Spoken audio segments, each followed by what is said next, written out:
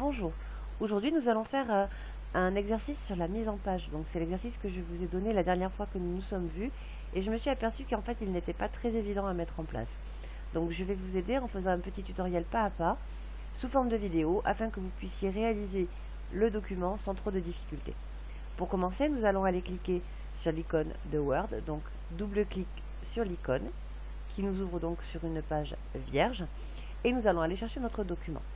Pour cela, nous allons dans Fichier, Ordinateur, et soit parcourir, parce que votre document ne sera pas forcément dans Mes documents ou dans Bureau, soit sur Bureau si vous savez qu'il est dans Bureau, soit sur Mes documents.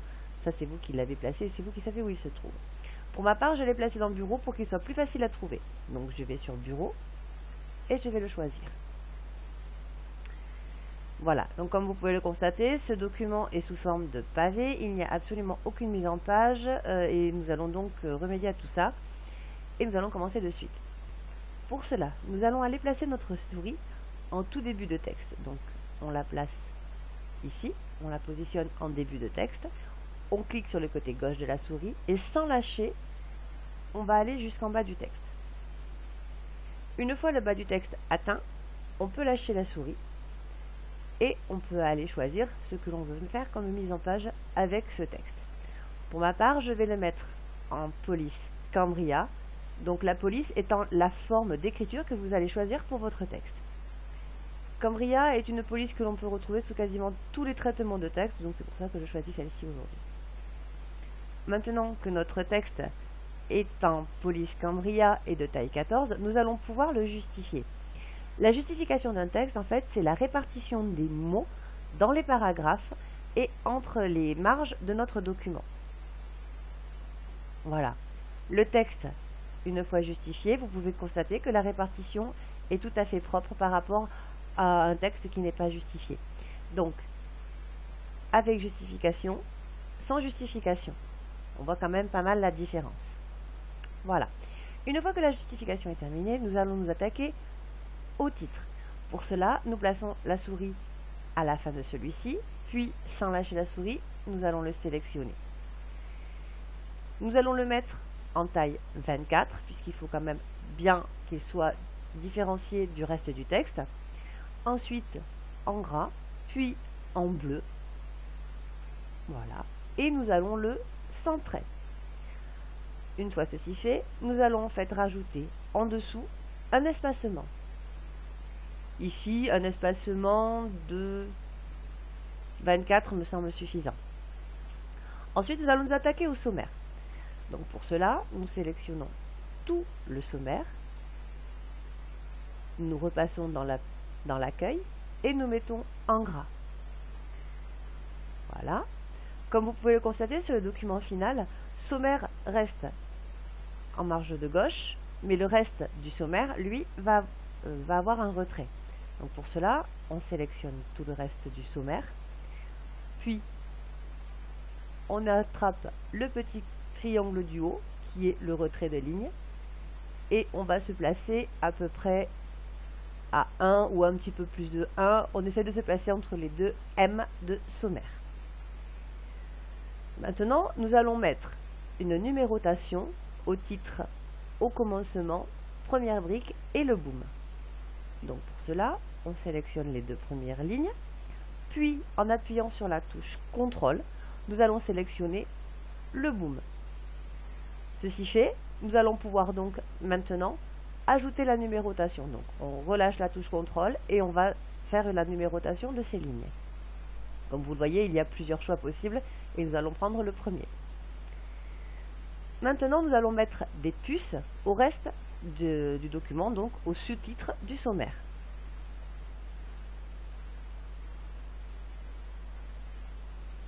Voilà. Donc, comme pour l'autre, on sélectionne les premières lignes, puis avec la touche CTRL, on sélectionne le reste du document et on va sur la touche, enfin sur l'icône puce et on va choisir la puce qui nous intéresse. Ici, ce sera la puce flèche. Par contre, dans le document final, vous vous apercevez que les puces sont en retrait encore par rapport aux numérotations. Donc, on va choisir ici, hop, dans la mise en page, notre retrait. va se mettre à, oui, à peu près 2. Voilà. 2,3, ce sera très bien. Maintenant, nous allons passer au reste du texte. On va insérer un espacement entre le sommaire et le premier paragraphe. Pour cela, je sélectionne mon premier paragraphe et je vais dire que je veux un espacement avant. 12 me paraît très bien. Comme vous pouvez le constater, sur tout le document qui suit, il y a des retraits, en tout début de paragraphe, de chaque paragraphe. Donc, on va faire la même chose ici. Pour cela, on sélectionne notre paragraphe et on va faire un retrait. Alors, à peu près au niveau de ici, ce qui fait que nous sommes à peu près dans l'alignement des titres du sommaire. On fait de même pour les autres paragraphes, donc celui-ci, jusque là. Et pour repère, on prend le tout premier. Donc ici, Internet, et on se cale à peu près sur celui-ci.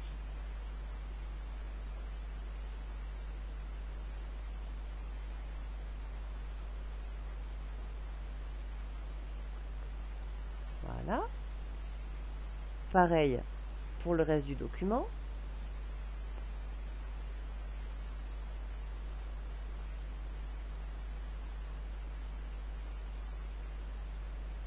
Donc toujours, je sélectionne. Je remonte pour vérifier ici que j'ai le même alignement.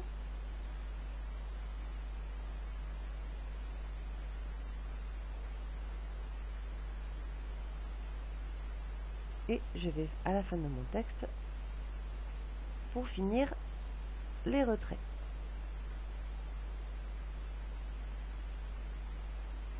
Je remonte un petit peu pour essayer de me caler au reste du texte.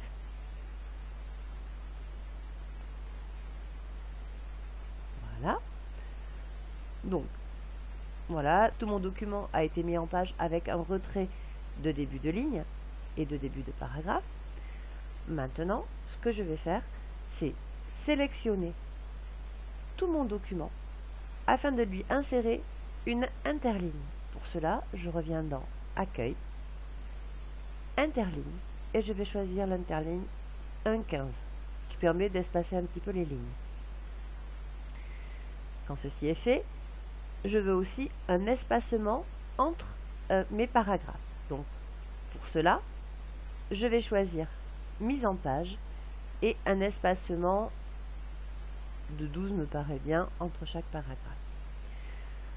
Je vais maintenant choisir les titres, comme ici dans le sommaire, pour pouvoir leur donner la numérotation.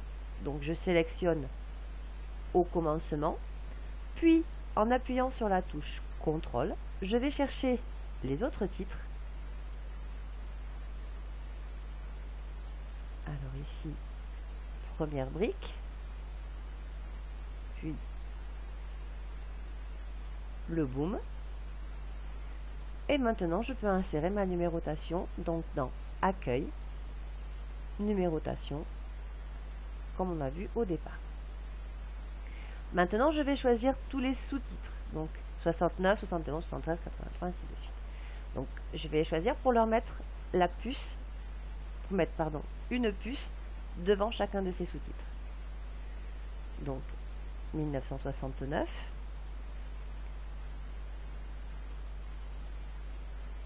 1971, 1973,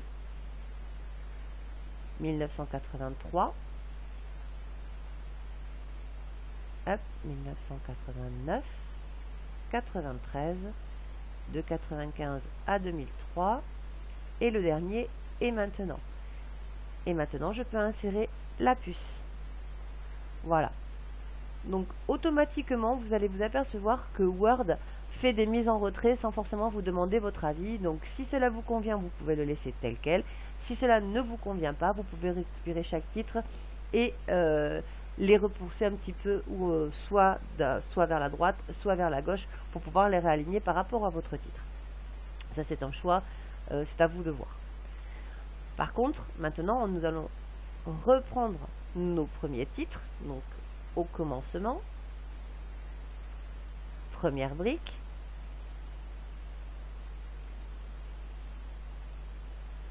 le boom. Une fois cela choisi, nous allons aller les mettre en gras, en 20, et surtout nous allons les changer de couleur. Donc là, au choix, soit en bleu, soit en vert, c'est vous qui choisissez. Il me semble que dans le texte c'était en bleu, donc nous allons les laisser en bleu. Donc maintenant, nous prenons les sous-titres, que nous allons sélectionner un par un.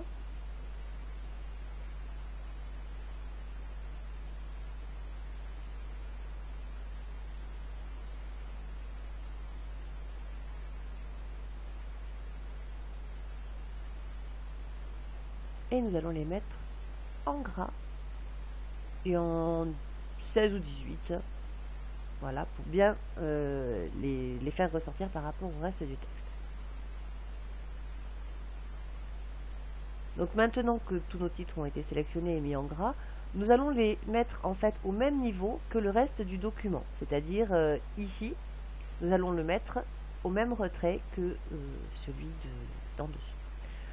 Pour cela, nous allons sélectionner le petit triangle ici et le triangle du haut. Donc pour pouvoir sélectionner les deux en même temps, on attrape en dessous le petit carré et on va faire glisser en même temps les deux, ce qui fait que en fait tout va être remis à la même hauteur. Donc là, à peu près, alors pas tout à fait pareil, voilà, peu de choses près. Voilà. On est à peu près au même niveau que le paragraphe en dessous et au-dessus. Et tous nos autres titres ont été manipulés en même temps puisqu'ils étaient encore sélectionnés. Pour finir notre mise en page, et comme sur le document que je vous ai donné, vous vous apercevez que les marges du haut et des côtés ne sont pas les mêmes. Donc nous allons les réduire. Et pour cela, nous allons nous servir des règles ici et ici. Si par hasard, les règles ne sont pas affichées dans votre document, vous pouvez aller dans Affichage, voilà, comme ceci, et les remettre en place. Donc ici, nous allons reculer notre marge à, on va dire, un petit peu moins de 1. Pareil de l'autre côté, donc on se place au-dessus du petit triangle et on réduit la marge ici à peu près de la même taille. Pareil en haut, ici, donc la marge supérieure que nous allons réduire à 1. Et la marge inférieure, hop, c'est un petit peu trop, ici donc, que nous allons aussi réduire comme ceci. On va réduire aussi la taille de notre document, enfin la loupe, pour pouvoir vérifier que notre document est bien présenté. Alors ici, notre marge, on va la remonter encore un petit peu. Voilà, comme ça. Donc là, vous vous apercevez en fait que toutes les marges ont été modifiées, à gauche, à droite, en haut et en bas. Le seul problème, c'est que, comme vous pouvez le constater, tout a été décalé. Donc, nous allons pouvoir insérer, comme nous l'avons vu, ici, un saut de page pour aller à la page suivante. Pour cela, nous allons aller dans Mise en page, saut de page et page. Nous supprimons l'entrée qui a été faite ici pour que notre texte se retrouve en tout début de page.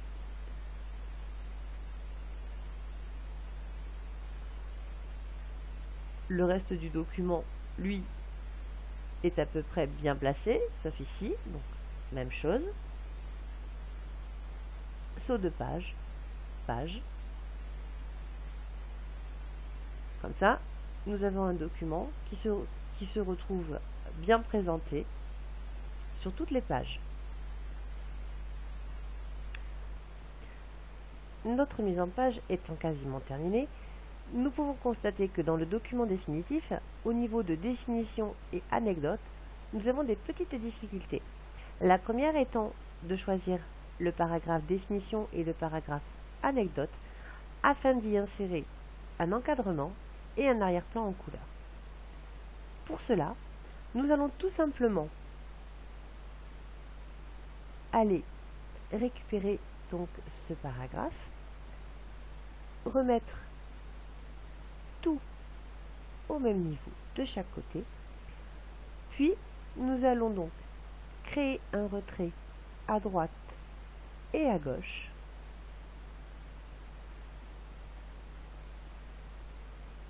comme ceci. Une fois ceci fait, nous allons pouvoir encadrer notre texte. Ici sur encadrement, et nous choisissons donc l'encadrement de ce texte. Nous allons maintenant lui mettre une trame de fond ou un arrière-plan. Ici, un bleu vert ou une autre couleur si cela vous convient, à choisir comme on le souhaite. Ici par exemple. OK. Et nous allons mettre en gras le mot définition. Nous allons faire la même chose pour anecdote. On sélectionne notre texte, on remet à 0 le début de ligne, donc on retire le retrait de début de ligne, et on va placer tout notre texte à peu près au même niveau que au-dessus dans définition. Pareil du côté droit. On garde la sélection autour de ce texte, puis on va aller l'encadrer. Même chose, nous allons aller lui insérer une trame de fond. Puis, nous allons sélectionner anecdote et nous allons aller le passer en gras. Ceci étant fait, notre document et sa mise en page sont vraiment bien. Maintenant, nous allons pouvoir insérer nos images. Pour cela, insertion, image. Pour moi, elle se trouve dans le bureau puisque c'était plus simple pour faire mon tuto, mais en général, pour vous, elle se trouve dans vos images ou dans vos téléchargements si vous les avez récupérées sur Internet. Donc, je les récupère dans bureau et je les insère. Comme vous pouvez le constater, mon image est allée s'insérer à l'endroit où j'ai arrêté de travailler. Je vais la récupérer, je clique à droite sur cette image et je vais demander, en cliquant sur habillage, que celle-ci se retrouve derrière le texte, ce qui me permet de déplacer cette image à l'endroit où je veux dans mon document. Donc, je récupère mon image et je vais l'installer en haut, là où elle doit se trouver, au niveau du sommaire.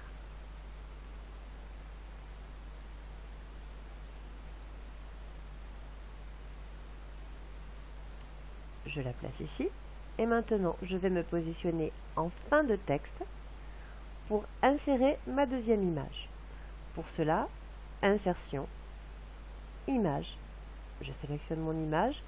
Soit je clique 2 fois dessus, soit je clique une fois et sur insérer pour l'insérer dans mon document. Comme tout à l'heure, je demande à pouvoir positionner cette image où je le veux en mettant à l'arrière du document. Donc, clic droit, habillage, derrière le texte. Et ça, en fait, cela me permet de placer mon dessin où je le souhaite dans mon document. Autre chose, cette image, nous allons la réduire, donc la rogner en haut, sur les côtés et en bas. Pour cela, soit on fait un clic droit sur l'image, soit on double-clique directement sur cette image et apparaît alors l'outil image format. Donc, nous allons aller dans rogner et nous allons modifier notre image. tout ce qui sera enfoncé ici sera supprimé de notre image.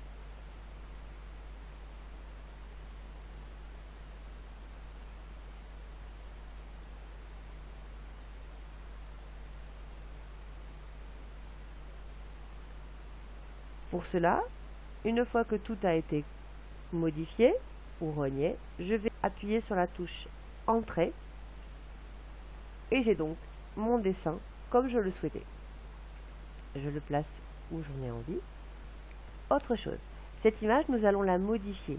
Encore une fois, nous allons donc cliquer à droite sur l'image, puis dans Taille et Position. Et ici, nous pouvons constater qu'il y a la taille de mon image en haut et en hauteur, pardon, et en largeur. Ici, la même chose en pourcentage. Si je modifie l'une de ces valeurs, le reste des valeurs va être modifié en conséquence, puisque j'ai cliqué ici sur Conserver les proportions. En haut, je souhaite que mon dessin ne fasse plus que 5 cm. Je vais appuyer sur Entrée une fois que j'aurai modifié sa valeur, et toutes les autres valeurs vont être modifiées.